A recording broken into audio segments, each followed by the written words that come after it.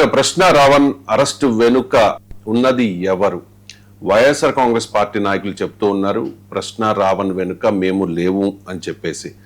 Professor గారు, ప్రశ్న రావణ్ అరెస్టుపై మొదట్లో ప్రభుత్వాన్ని విమర్శించి హడావుడి చేసిన వైఎస్ఆర్ కాంగ్రెస్ పార్టీ ఆ తర్వాత కాస్త సైలెంట్ అయినట్టుగా తెలుస్తోంది. ఈ విషయంపై ఇద్దరు మాజీ మంత్రులు కూడా క్లారిటీ ఇచ్చారు, వైసీపీ నేతలు. ముందుగా మాజీ మంత్రి పెద్దిరెడ్డి రామచంద్రారెడ్డి బయట ప్లే చేయండి. రావణ్ వెనుక మేము లేము అంటే మా పార్టీకి రావణ్ అనే అతను మా పార్టీకి సంబంధించిన వాడు కాదు. ఆయన ప్రశ్నించింది పవన్ కళ్యాణ్. మరి ఏ విధంగా మేము ఆయన తీసుకొచ్చి ఇక్కడ మాట్లాడించాము? మేము మాట్లాడలేదు కదా. అదేవిధంగా ఎవరైనా ఒకరిని టార్గెట్ చేసి చంపేస్తే వాడు క్రిమినల్, వాడికి ఎందుకు సపోర్ట్ చేస్తారని అడగచ్చా చంద్రబాబు నాయుడు, పవన్ కళ్యాణ్? రావణ్ అనే అతను రైట్. వైసీపీ రావణ్ వెనుక లేదు, ఉన్నది టీడీపీనే. చంద్రబాబు, బాలకృష్ణ, లోకేష్లే రావణ్ వెనుక ఉన్నారు అని చెప్పి చాలా సంచలనమైన కామెంట్స్ చేస్తూ ఉన్నారు మాజీ మంత్రి కొడాలి నాని. ఇంట్లో రావణ్ అనేటువంటి వ్యక్తి తెలుగుదేశం పార్టీకి, లోకేష్ కి, బాలకృష్ణకి, చంద్రబాబు కూడా అనుకూలంగా ఉంటాడు. ఎక్కడ ఒక మాట కూడా మాట్లాడు. ఆవిడ తెలుగుదేశం పార్టీ కాముగా ఉంది. వీళ్ళందరూ కూడా అతని మీద మరి దాడి చేసేటువంటి కార్యక్రమం. అదేవిధంగా గతంలో మేము అధికారంలో ఉండగా జగన్మోహన్ రెడ్డి గారి మీద కూడా అనేక రకాలైనటువంటి విమర్శలు చేశాడు. మేము ప్రతిపక్షంలోకి వచ్చినా కూడా మా మీద విమర్శలు చేశాడు. ఏదేమైనప్పటికీ మేమైతే కనుక ఈ రకంగా అణిచివేయాలన్నటువంటి ప్రయత్నం చేయలేదు. చంద్రబాబు నాయుడు కూటానికి రోజులు దగ్గర పడి, ఎందుకంటే మాది కోట్ల పార్టీ అని చెబుతాడు.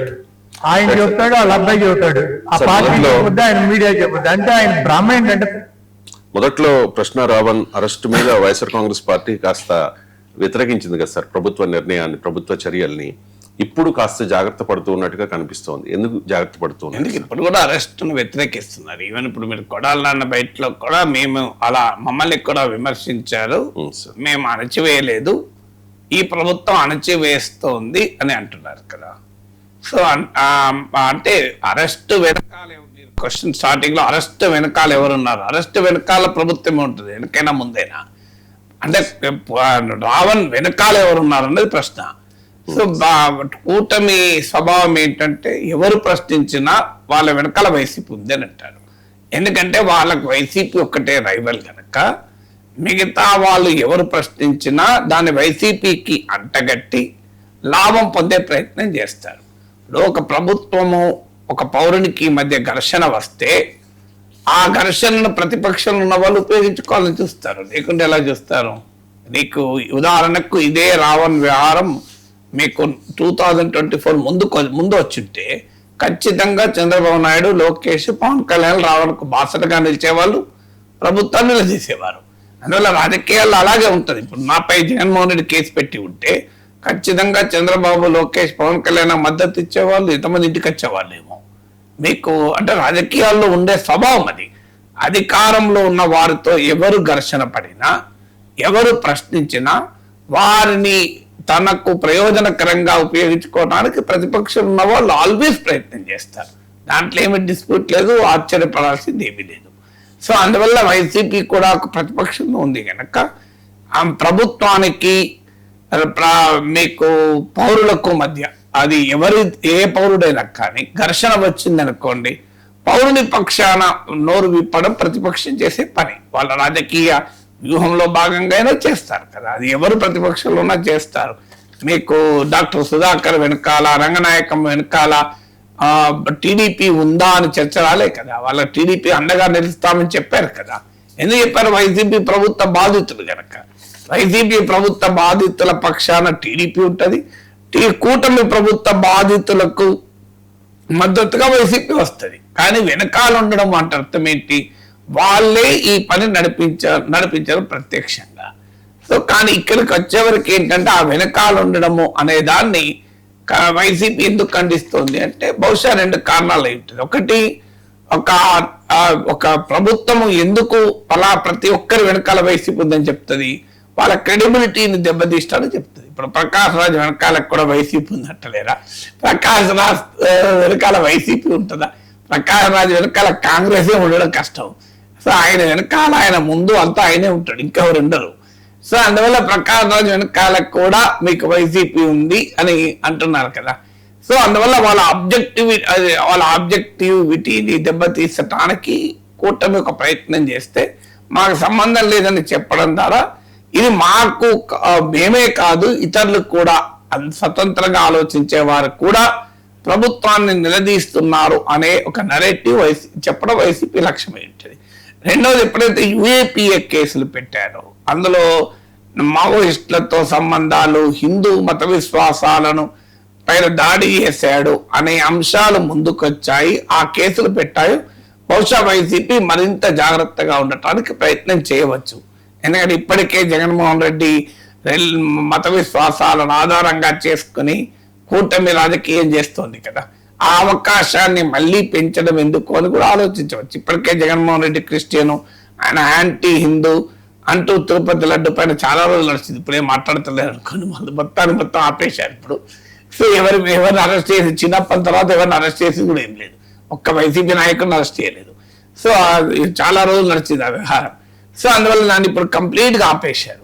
సో అందువల్ల ఈ వైసీపీ ఆ సమస్యను తన మీద పడకుండా ఉండటానికి యాంటీ హిందూ అనే ముద్ర, అది కూడా రాజకీయ వ్యూహంలో భాగం కావచ్చు. బట్ ఏదైనా రాజకీయంగా అర్థం కావాల్సింది ఏంటంటే, ప్రభుత్వము పౌరుల్ని అణచివేసినప్పుడు ప్రతిపక్షం అండగా రావడం ప్రజాస్వామ్యంలో మంచిదే. అది నష్టం కదా. ఎవరు అండగా రాకపోతే ఏంటి పరిస్థితి? ప్రతిపక్షం దానివల్ల ఇప్పుడు ప్రభుత్వం వర్సెస్ రావణ్, ప్రభుత్వం వర్సెస్ ఇంకోరు, ప్రభుత్వం వర్సెస్ ప్రకాష్ రాజ్ అన్నాం అనుకోండి, దాని నుంచి ప్రజల్లో వ్యతిరేకత వస్తున్నప్పుడు దాన్ని ప్రతిపక్షం ఉపయోగించుకోవాలని చూస్తుంది. మరి మీరు ప్రజల్లో వ్యతిరేకత వచ్చేటువంటి పనులు ఎందుకు చేయాలి? చేసినప్పుడు ప్రతిపక్షం ఉపయోగించుకోకుండా ఎలా ఉంటుంది? ఇప్పుడు మీరు విశాఖ స్టీల్ కార్మికులు ఉన్నారు, వాళ్ళు ఆనాడు ప్రభుత్వం జగన్మోహన్ రెడ్డి ఉండగా కేంద్రానికి వ్యతిరేకంగా జగన్ ప్రభుత్వం వ్యతిరేకంగా పోరాడారు. మీరు వెళ్ళి మద్దతు ఇవ్వలేదా? మీరే వెళ్ళి మద్దతు ఇచ్చారు కదా. పూర్తిగా మేము కంప్లీట్ గా మీకు అండగా ఉంటాం, కలిసి పోరాడదాం అని నినాదాలు ఇప్పియలేదా చంద్రబాబు నాయుడు? నేను పవన్ కళ్యాణ్ ఆ ట్రేడ్ యూనియన్లతో కలిసి పోరాడలేదా? మరి ఇప్పుడు అధికారంలోకి వచ్చాక పోరాడుతున్నారా? ఇప్పుడు చంద్రబాబు నాయుడు పవన్ కళ్యాణ్ పై కలిసి పోరాడదామని కార్మికులు అనిపించండి. మీరు ప్రతిపక్షంలో ఎందుకు పోయారు? మరి వాటి అప్పుడు విశాఖ స్టీల్ కార్మికుల వెనకాల టీడీపీ ఉంది, జనసేన ఉంది అని అనగలమా? సో ప్రభుత్వానికి వ్యతిరేకంగా ఎవరు పోరాడినా ప్రతిపక్షం ఉంటది. ఇప్పుడు మామిడి రైతుల పోరాడిన ఉంటది, పొగాకు రైతుల పోరాడిన ఉంటది, ఇంకోరు పోరాడిన ఉంటది. మీరున్నారు కదా.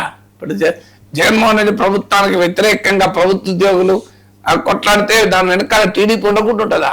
ఇవాళ కూటమి ప్రభుత్వం పైన ప్రభుత్వ ఉద్యోగులు పోరాడారు అనుకోండి, వైసీపీ వాళ్ళకి మద్దతుగా వస్తుంది, అడిగిన అడగమైనా వస్తుంది మద్దతు. ఎందుకు వస్తుంది?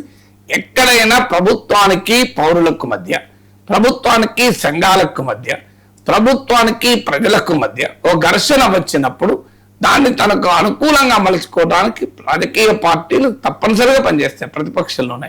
సో ఇప్పుడు కాక్రోజ్ జనతా పార్టీ మోడీ ప్రభుత్వాన్ని నిలదీస్తోంది, మిగతా ప్రతిపక్షాలన్నీ కాక్రోజ్ జనతా పార్టీ మద్దతు ఇవ్వడం లేదా? సో రేపు వాళ్ళు మళ్ళీ అధికారంలోకి వచ్చారనుకోండి, కాక్రోజ్ జనతా పార్టీ మద్దతు ఇస్తారా? ఇవ్వరుగా. సమాజంలో ఉండే లక్షణం అది, ప్రజాస్వామ్యంలో ఉండే లక్షణం అది.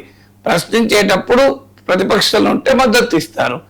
ఇప్పుడు నేను రాజశేఖర రెడ్డి గుర్తు నాకు ఇప్పటికి 2004లో పవర్లోకి వచ్చాక ఫస్ట్ బడ్జెట్ పైన చాలా గట్టిగా మాట్లాడాను. ఆ బడ్జెట్ పైన ప్రశ్నిస్తూ మాట్లాడితే నాకు చంద్రబాబు నాయుడు ఫోన్ చేసి ½ అన్ అవర్ మాట్లాడాడు. మరి ఎందుకు మాట్లాడాడు? ప్రతిపక్షంలో ఉన్నాడు కనుక మాట్లాడాడు, అధికారంతో మాట్లాడతాడా? సో అందువల్ల ఎవరు ప్రతిపక్షంలో ఉన్నా వారు చేసే పని ఏంటంటే ప్రభుత్వంతో ఘర్షణ పడుతున్న ప్రతి ఒక్కరిని సమర్థిస్తారు. ఆ సమర్థించడం వేరు, వెనకాల ఉండడం వేరు. ఎందుకు సమర్థిస్తారు? మరి వాళ్ళు ప్రభుత్వంతో ఘర్షణ పడుతున్నారు, తన ప్రత్యర్థితో ఘర్షణ పడుతున్నారు. తన ప్రత్యర్థితో పడే ఘర్షణ ప్రజల్లో వ్యతిరేకత వస్తే తనకు ఉపయోగం కదా రాజకీయంగా. ఇప్పుడు నిజంగానే రావణ్ అరెస్టు లేదా ఇంకోరు అరెస్టు, వీటి వల్ల ప్రజల్లో వ్యతిరేకత వస్తుంది. అది ఎవరికి లాభం?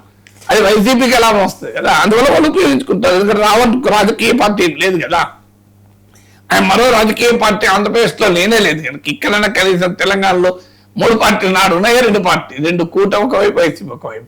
ఒకరికి వ్యతిరేకత వస్తే ఇంకొకరికి లాభం అవుతుంది. అందుకే అందులో ప్రతిపక్షాలు వెనకాల ఉండడం అని కాదు, ప్రతిపక్షాలను ఉపయోగించుకునే ప్రయత్నాలు ఎప్పుడైనా చేస్తాయి. నెగిటివ్ అయినప్పుడు దానికి దూరం ఉంటారు, పాజిటివ్ అయినప్పుడు ఉపయోగించుకుంటారు. ఇప్పుడు సాయి కృష్ణ వ్యవహారం ఉంది. సాయి కృష్ణ వ్యవహారంలో ఇప్పుడు వైసీపీ పూర్తి స్థాయిలో సాయి కృష్ణ కుటుంబానికి అండగా ఉంటామని ముందుకు వస్తుంది.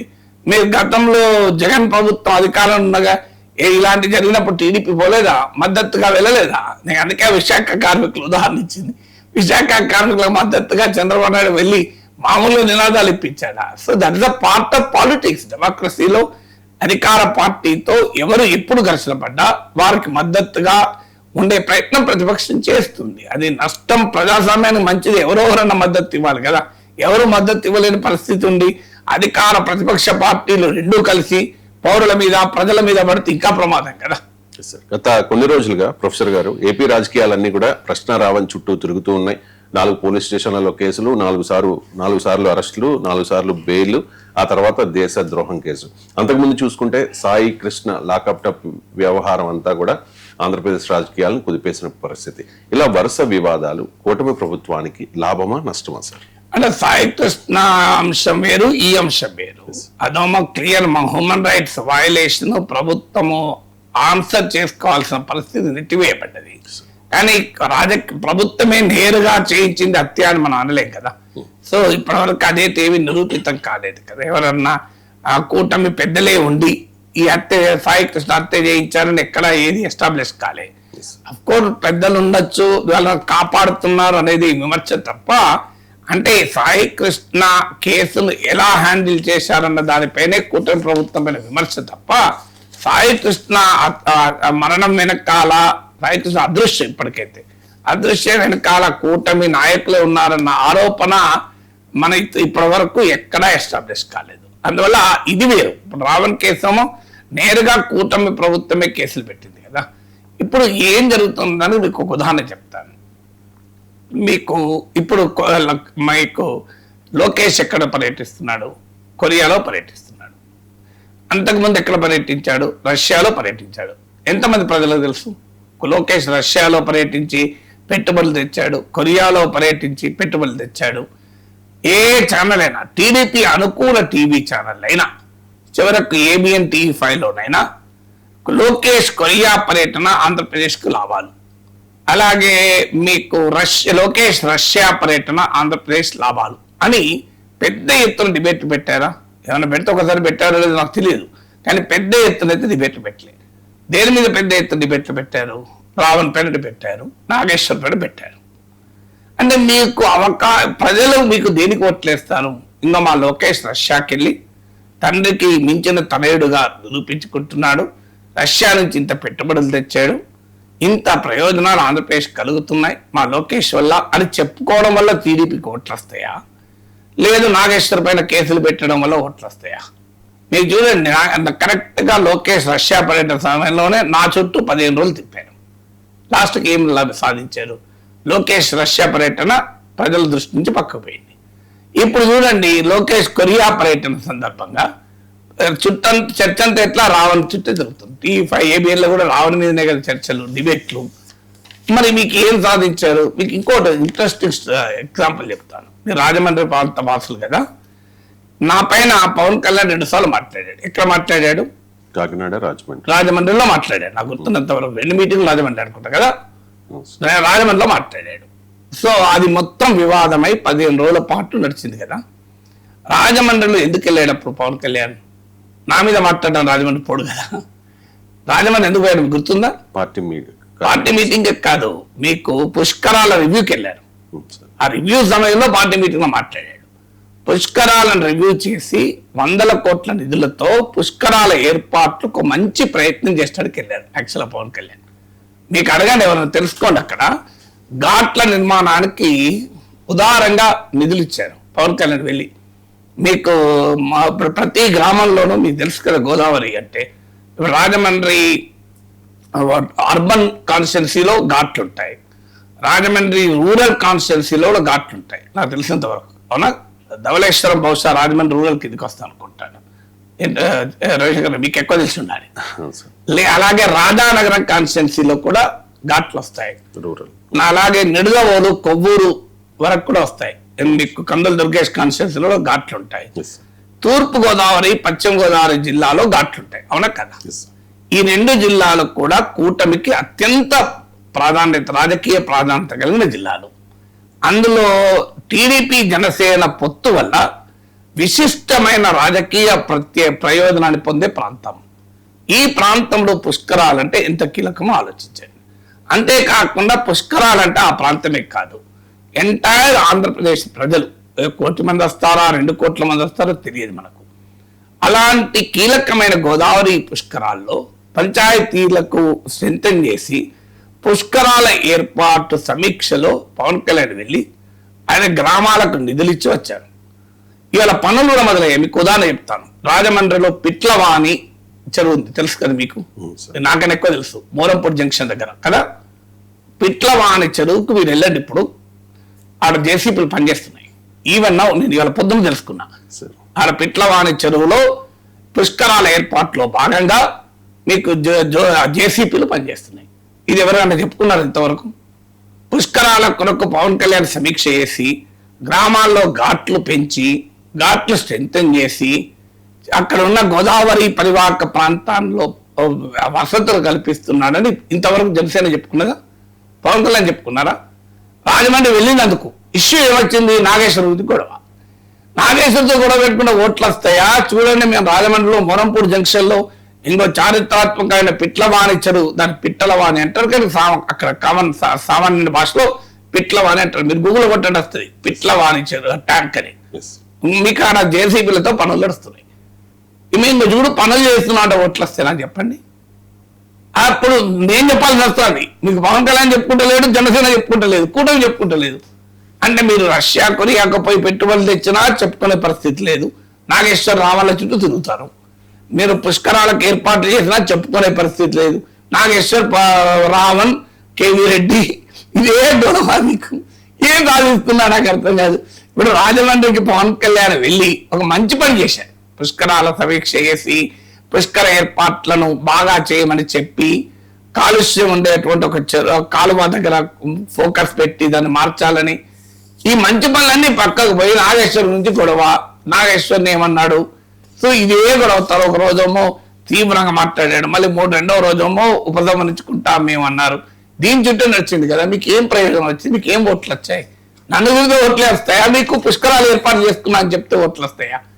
జనసేన, టీడీపీ సోషల్ మీడియా మొత్తం అయ్యా ఇంకా మేము ఈ చెరువును బాగు చేస్తున్నాం, ఇంకా ఈ ఘాట్లు బాగు చేస్తున్నాం అని ప్రతి గ్రామంలో పుష్కర ఏర్పాట్లు పవన్ కళ్యాణ్ సమీక్ష వల్ల ఇంకో ఈ ఘాట్లు బాగు చేస్తా అని ఫోటోలు పెడితే ఉపయోగపడతాయా? ఓట్లు వస్తాయా?